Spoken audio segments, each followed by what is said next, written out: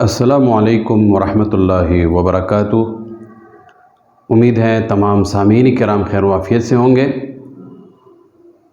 आसान तजवीद ऑफिशियल में तमाम सामीन किराम को खुश आमदीद कहता हूँ। मोहतरम सामीन किराम, जैसा कि आपको मालूम है कि कल के सबक में हमने नून साकिन और तनवीन का पहला कायदा यानी इजहार, उसकी तारीफ़ और उसका कायदा और उसकी मिसालें पढ़ ली हैं। आज का हमारा सबक नून साकिन और तनवीन का दूसरा कायदा है, जिसको इदगाम कहा जाता है। तो इदगाम की तारीफ़, अक़साम और मिसालें पढ़ेंगे।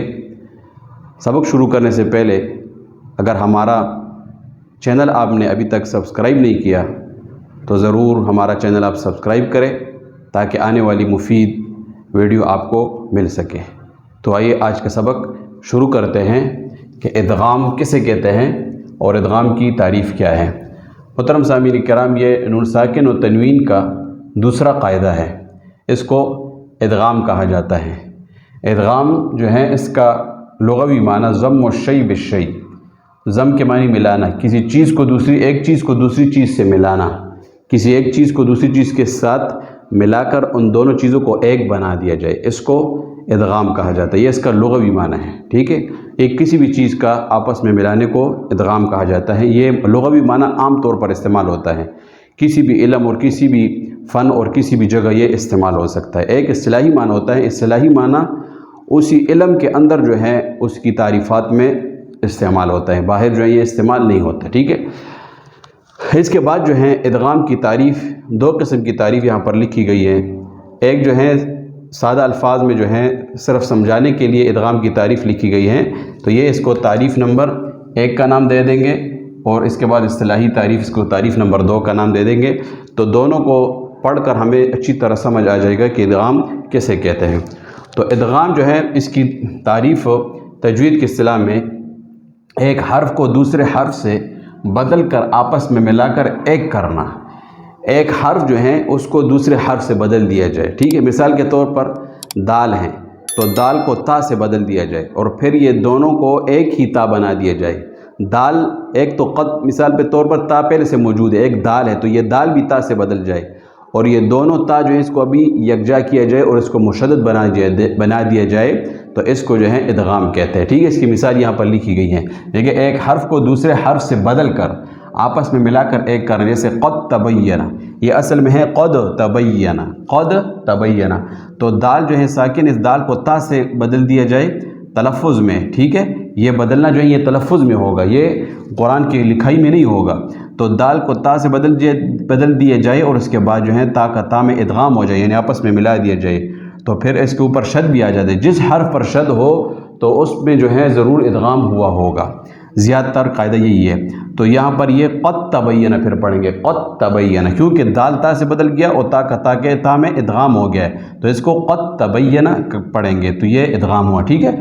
इसके बाद जो है इसकी इस्तिलाही तारीफ़ जो है नंबर 2 तजवीद के क़वाइद के मुताबिक ये है कि जब नून साकिन और तनवीन, जो कल उसकी वजाहत हो गई थी, नून साकिन और तनवीन यहाँ पर मैंने लिखा भी था कि नून साकिन और तनवीन के बाद जब हुरूफ यरमलून आ जाए, या रा मीम लाम वाव नून, यहाँ पर लिखे हुए या रा मीम लाम वाव नून, ये आ जाए नून साकिन और तनवीन के बाद, तो उस वक़्त जो है क्या होगा, इदगाम होगा, ठीक है। नून साकिन जो है ये बाद वाले यरमलून वाले हुरूफ से बदलेगा और इस तरह नून तनवीन जो हैं वो भी यरमलून वाले हुरूफ से बदलेगा और ये जो हर्फ होगा वो एक ही बन जाएगा। जो नून होगा वो इससे बदल जाएगा, मिसाल के तौर पर या से बदल गया तो फिर या का या में इदगाम होगा, ये दोनों या इकट्ठे होकर इसे एक या मुशद्दद बन जाएगा, तो इसको इदगाम कहते हैं, ठीक है। जब नून साकिन और तनवीन के बाद हुरूफ यरमलून आ जाए तो इदगाम होता है, तो इसे इदगाम कहते हैं, या रा मीम लाम वाव नून, ठीक है। अब जो है इसकी मिसालें जो है यहाँ पर लिखी गई हैं, अक़साम भी लिखी गई। फिर इदगाम की जो है 2 अक़साम है, ठीक है। एक जो है इदगाम इस तरह होता है कि जब नून साकिन और तनवीन के बाद यरमलून वाले हुरूफ आ जाए तो यहाँ इदगाम तो होता है। फिर इसमें जो है इदगाम एक माल गुन्ना है, एक बिला गुन्ना है, ठीक है। इसमें 4 हुरूफ ऐसे हैं, 4 हुरूफ, उनकी मिसालें ये लिखी गई है, 4 मिसालें उन्हीं की हैं, या واو اور نون اور میم، یمون اس کو کہا جاتا ہے، ٹھیک ہے، یمون، یا میم و نون. تو یہاں پر ادغام بھی ہوگا اور غنہ بھی ہوگا جب نون ساکن و تنوین کے بعد یا میم و نون آ جائے، ٹھیک ہے، 6 حروف ویسے 4 آ جائے تو ادغام مع الغنہ ہوگا، ادغام بھی ہوگا غنہ بھی ہوگا، ٹھیک ہے. اور اسی طرح جب نون ساکن و تنوین کے بعد لام اور را آ جائے تو وہاں پر ادغام تو ہوگا لیکن غنہ نہیں ہوگا، اس کو ادغام بلا غنہ کہتے ہیں، ٹھیک ہے.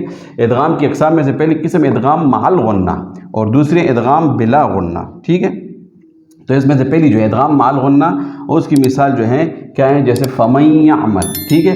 تو یہ ادغام مع الغنہ 4 حروف میں ہوتا ہے، اس کی مثال یہاں لکھی گئی ہے، یا، اسی طرح یہ ایک یا ہوا، اور اسی طرح ایک واو ہوا، اور اس کے بعد جو ہے ایک نون ہوا، اور اسی طرح ایک میم یہ ہوا، ٹھیک ہے. تو یہ 4 حروف ہے، اس میں ادغام مع الغنہ ہوگا، اور اسی طرح را اور لام جو ہے اس میں ادغام بلا غنہ ہوگا، ٹھیک ہے. اب دیکھیں نون ساکن فَمَن يَعْمَلْ، نون ساکن کے بعد یا آیا ہوا ہے، تو اصل میں ہے فَمَن يَعْمَلْ، نون ساکن کے بعد یا ہے، لیکن یہاں پر اب نون جو ہے یہ مکمل طور پر نہیں پڑھا جاتا، نون یا کے ساتھ بندھا ہوا ہے، ٹھیک ہے، اور یا کا یا میں ادغام ہوا ہے، ٹھیک ہے، فَمَن يَعْمَلْ. لیکن آپ دیکھیں یہاں پر ادغام تو ہوا ہے، ٹھیک ہے، یعنی فَمَن يَعْمَلْ نہیں پڑھا جاتا، فَمَن يَعْمَلْ پڑھا جاتا ہے، لیکن ساتھ اس میں غنہ بھی کیا جاتا ہے، تو اس کو ادغام مع الغنہ اس لیے کہتے ہیں، فَمَن يَعْمَلْ، ٹھیک ہے. تو ادغام بھی ہوا ہے اور اسی طرح اس میں غنہ بھی ہوتا ہے. اسی طرح سراجا وہاجا، سراجا وہاجا، تنوین کے بعد واو آیا ہوا ہے، ٹھیک ہے. تو یہ واو بھی جب آ جائے تنوین یا نون ساکن کے بعد تو وہاں پر ادغام مع الغنہ ہوتا ہے. تو اصل میں ہے سراجن وہاجن، تو سراجن میں جو نون جو ہے پوشیدہ لکھا ہوا ہے یا اس میں پوشیدہ ہے، تو وہ نون جو ہے واو سے بدل گیا اور واو کا واو میں ادغام ہوا، ٹھیک ہے. تو اس وجہ سے نون اب نہیں پڑھا جاتا، سراجوں پڑھا جاتا ہے، اور اس طرح اس میں غنہ بھی کیا جاتا ہے. تو یہ ادغام مع الغنہ کی دوسری مثال. اسی طرح من نارن، ٹھیک ہے، اصل میں یہ من جو علیحدہ ہے اور نار علیحدہ ہے، تو ان دونوں کا آپس میں ادغام ہوا، نون سے بدل کر ایک ہی نون بن گیا، اور اس میں غنہ بھی ہوتا ہے. من نارن، نون مشدد میں تو غنہ ہوتا ہی ہے، یہ تو ظاہری بات ہے. اسی طرح مم مائن، اصل میں ہے من مائن، نون میم سے بدل گیا اور میم کا میم میں ادغام ہو گیا، ٹھیک ہے. تو اب یہ نون جو ہے نہیں پڑھا جاتا، میم ہی پڑھا جاتا ہے. تو مم مائن غنہ بھی ہوتا ہے، ادغام بھی ہوا ہے، ادغام مع الغنہ. اب ادغام بلا غنہ جو ہے اس کی جو ہے 2 مثالیں ہیں، ٹھیک ہے. لام اور را، یہ لام را اور را میں ہوتا ہے، ٹھیک ہے. جیسے من ربہم، نون کے بعد را آیا ہوا ہے تو نون ساکن جو ہے یہ را سے بدل گیا اور را کا را میں ادغام ہوا، من ربہم، اصل میں من ربہم ہے، تو ابھی نون نہیں پڑھا جاتا، تو یہ من ربہم پڑھا جاتا ہے، اس میں غنہ بھی نہیں ہوتا، تو اس کو ادغام بلا غنہ کہتے ہیں، ٹھیک ہے. اس کے بعد معابن لابسین، اصل میں معابن ہے لابسین، ٹھیک ہے. تو یہ معابن، بن میں جو ہے نون تنوین جو پوشیدہ پڑا ہوا ہے، تو یہ نون تنوین جو ہے یہ لام سے بدل جاتا ہے اور لام کا لام میں ادغام ہو جاتا ہے. معابن لابسین اس کو پڑھا جاتا ہے. معابن لابسین، اس میں اب ادغام تو ہوا ہے کیونکہ نون تنوین جو ہے لام سے بدل گیا، اور نون تنوین نہیں پڑھا جاتا کیونکہ وہ لام سے بدل گیا اور لام کا لام میں ادغام ہوا ہے، لیکن غنہ نہیں ہوتا یہاں پر، تو اس کو ادغام بلا غنہ کہتے ہیں. یہ 4 مثالیں ادغام مع الغنہ کی ہوئی. اس کا مجموع یمون بنتا ہے، یمون، یا میم و نون یمون، اور اس کا مجموع لر بنتا ہے، لر، لام اور را، ٹھیک ہے. تو اس میں ادغام بلا غنہ یعنی غنہ نہیں ہوتا، اس میں ادغام مع الغنہ، ادغام ہوتا ہے اور غنہ بھی ہوتا ہے، ٹھیک ہے. تو یہ ادغام کے جو ہے تعریف اور اس کی جو ہے مثالیں اور اقسام ہو گئی ہے. امید ہے آج کا سبق آپ کو سمجھ آ گیا ہوگا. اجازت چاہتا ہوں. السلام علیکم ورحمۃ اللہ وبرکاتہ.